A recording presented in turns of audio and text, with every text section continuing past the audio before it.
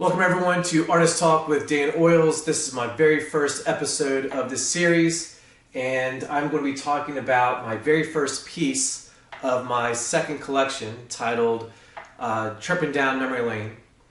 And this entire idea for this collection is an opportunity for me to revisit really memorable experiences from my childhood and recreating different experiences and memories in a surrealist landscape. So this is my very first piece from that collection, and this is called Beach Trippin' to Ocean City. And this was an idea that I had right before I started painting this. And when I first started painting almost 2 years ago, I came up with this idea, and I was trying to think of like what kind of original approach could I bring to this discipline. And very early on I had this idea.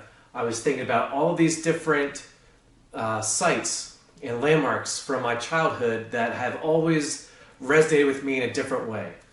And I wanted to communicate that to people. And it was just a way for me also to kind of relive those experiences, those really fond memories that I have from my childhood. Now, this entire collection, I have maybe a dozen pieces in this collection in my mind. I thought of all of those almost immediately. This was the very last idea that I had, and it was right before I started painting this. I had this idea this past summer, when as soon as I found out that I had invasive melanoma, which is a really serious, it's the most fatal form of skin cancer. Everything is fine now, but at the time I didn't really know what the future held for me at that point. And so my family was at Ocean City, and it's a place here in Maryland that I've spent a lot of summers with my family. It's where my wife spent a lot of time with her family, and it's where our family, my wife, myself, and our 2 kids, like to spend at least one trip every year. And as I was walking on the beach one morning, because I wake up really early, I was just kind of processing the news, and I was walking down the beach right past our hotel, which is called the Carousel Hotel. And the Carousel Hotel is right on the beach. And you know, one reason why we started staying at the Carousel Hotel is because it was actually during COVID, when we had young kids, and we were like desperately trying to leave the house and do something fun that would kind of re-energize us. That was also safe. And sometimes crossing Coastal Highway can be very challenging, especially when you have young kids. So we're like, you know what? We're just going to go all out. We're going to spend extra money. We're going to stay right on the beach so we don't have to worry about crossing that highway. And we've done that for the last like 4 years. We've stayed at this Carousel Hotel. So I'm walking down the beach early one morning at like 6 in the morning, watching the sunrise, because I usually wake up at 5 in the morning anyways. So I'm used to waking up that early, and I'm walking down the beach, and I'm looking at the carousel, and I'm like thinking to myself, man, that's the perfect feature, perfect landmark to include in this surrealist collection. So I'm trying to figure out ways that I could capture the carousel as a beach scene, as you see here. And carousels, a traditional carousel, can be very difficult to paint because it's very intricate, it's very ornate and very detailed. And so the first couple days of that trip, or really throughout the entire trip, I was thinking about, well, which carousel can I feature here that has a special connection to myself and to my experiences, my childhood. And the very first carousel that I ever rode on was at the mall in DC, right by the Smithsonian. And I was on there when I was a little kid. My grandmother took me down there, and that was the very first carousel that I went on. So I started to research that, and it was just too detailed, too ornate. I didn't feel like I was skilled enough or had the ability to properly capture that. So I almost gave up on the idea because I just couldn't figure out how I could properly paint the carousel when you have all the different poles and all the different animals and all the different angles. I didn't know if I could give it justice. So one of the last days of our trip, I'm standing over our balcony And so our balcony is facing the beach. And I'm standing over the balcony, and right below the balcony is a pool. And then right beyond the pool is a moon bounce. And I'm looking at the carousel, I'm looking at the moon bounce, I'm watching my kids in the moon bounce because I'm taking a break from the sun because of my melanoma. And I'm trying to, stay out of the sun, and at the same time, I'm trying to be present, I'm trying to watch the kids, and they're jumping around in this moon bounce that's supposed to be a carousel, and I'm like, that's perfect. That's exactly what I'm going to paint now. Because I can capture the carousel element that represents the Carousel Hotel in Ocean City, but I'm also finding an example of a carousel that's easier to duplicate, it's easier to paint.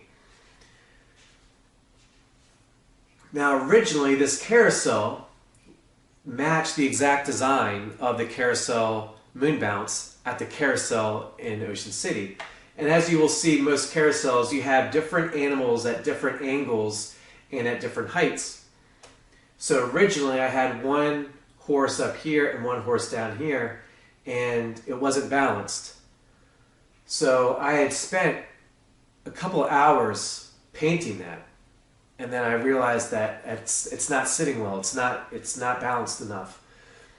So I was willing to give up a couple of hours of my time to make it right, and so I painted over it. And I centered this horse because I knew that this was the focal point. This is what everyone was going to look at first. So I needed to make sure that I was happy with it and that the focal point was correct and proper. And then I just kind of improvised from there. And then I added one over here and added one over here. Now inside the moon bounce, you will see gummy bears.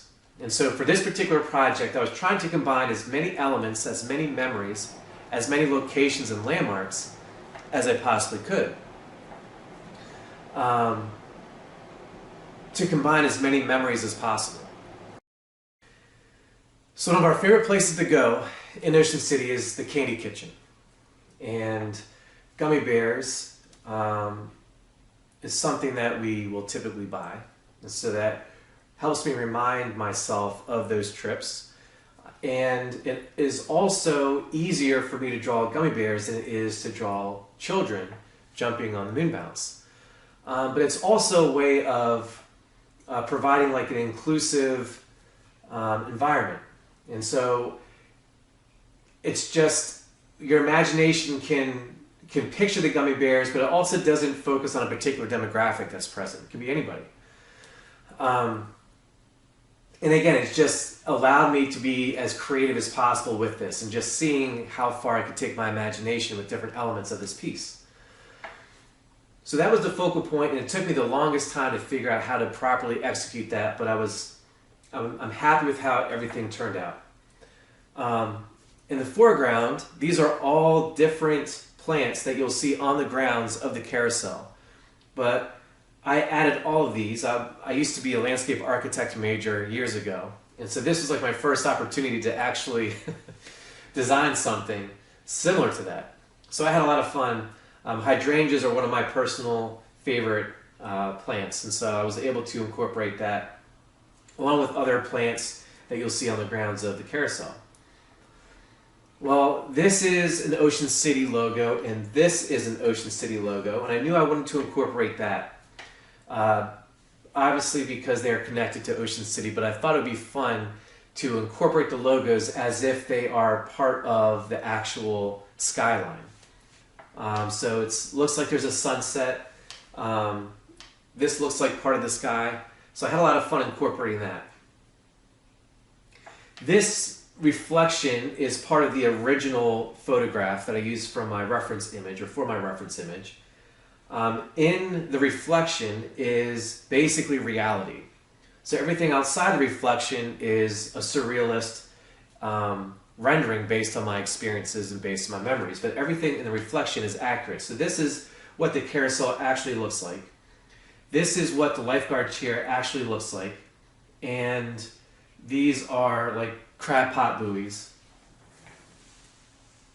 This is something that's in the reflection, so it's not necessarily reality, but anything that's reflected in that like pool is reality. So this is when there is a high tide, and then once the water recedes, you have like a little bit of a pool in these low spots. Beyond the reflection, beyond the carousel in these logos, and beyond the popcorn clouds from Fisher's Popcorn, I didn't really know what else I was going to include and what I was going to fill this space with. So I started with that. I just outlined this, painted that, painted the clouds, painted this, and then I had to kind of sit back and figure out how I wanted to approach it from that point forward. And I forget exactly how, I think these clouds were next. And based on the colors of the popcorn, I knew I wanted something to complement that. And once I painted these clouds, I realized that I had like a couple different lines. I have this line here, I have these lines, these horizontal lines from the logo and from the horizon. I had this line from the reflection. And so I had one line coming up like this, I had a couple horizontal lines, and then I realized that I needed something to match this angle from up here. And then I started to think, well, what other lines, what other angles appear in Ocean City? And I was thinking of a surf. And I was like, how cool would that be if beyond this cloud, all of a sudden it changes from this perspective, like you're sitting on the beach or sitting actually almost at the surf looking back at the carousel, and then beyond this line you're actually standing above like you're parasailing. So I had a lot of fun incorporating that. So that was next. Once all that was in, I started to realize that this was imbalanced. I had a lot of height over here, and at that point I didn't have anything else on this side. And so I had a lot of height, it was very heavy on this side, so I needed something to counter that. And I also knew that I wanted to incorporate this lifeguard chair. So this was sketched on here pretty early on.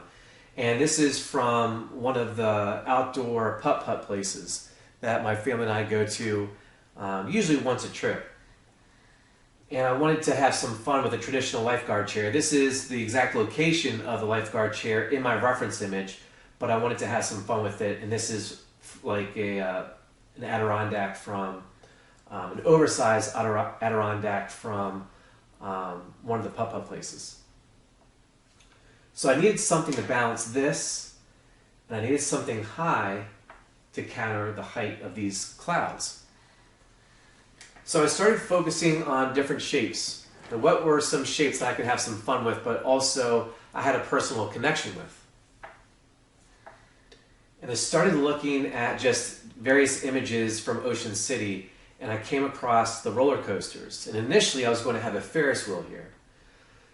But the Ferris wheel was a little risky because there were a lot of lines. And I didn't want it to be too technical and too exact. I wanted to have some fun with it. And then I realized with the roller coaster I could have a very unique shape that's difficult to duplicate using any other subject. And I share this story in my podcast, but one reason why I love this roller coaster, this is one of the few symbols that I have. This represents overcoming fear. Because the roller coaster at Ocean City was my very first roller coaster that I ever rode on as a kid. And I was there with my cousin, and my cousin lived in California, so whenever he would come to visit, we would go to Ocean City or we'd go down to DC. And he encouraged me to get on this roller coaster. This is my very first roller coaster, and I overcame my fear.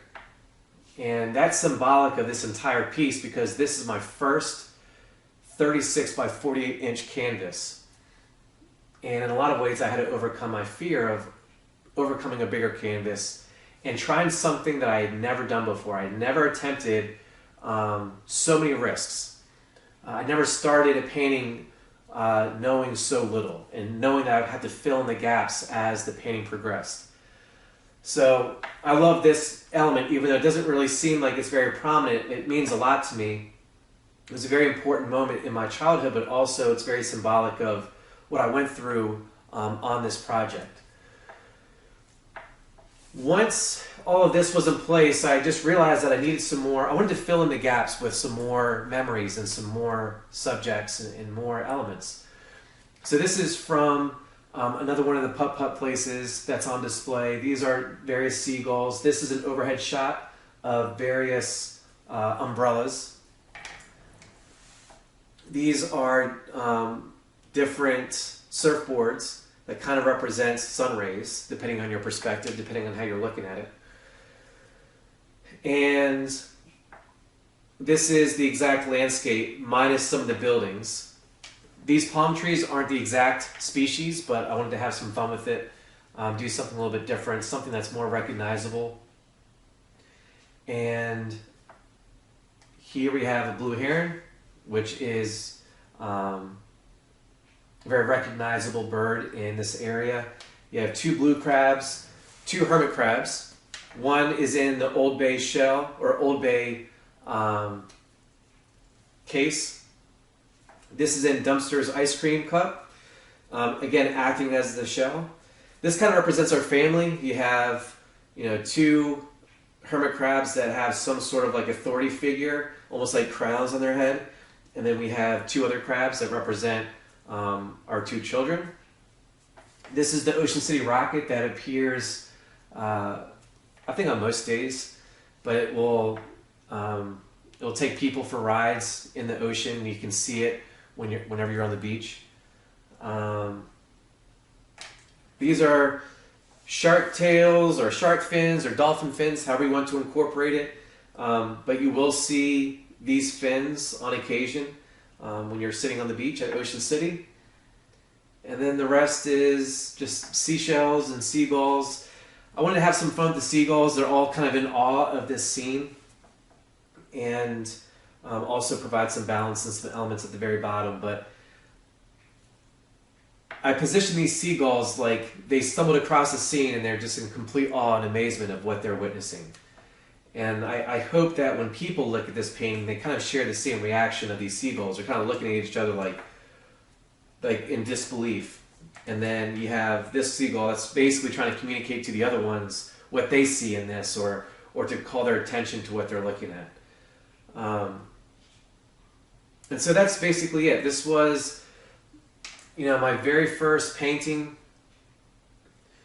in this collection.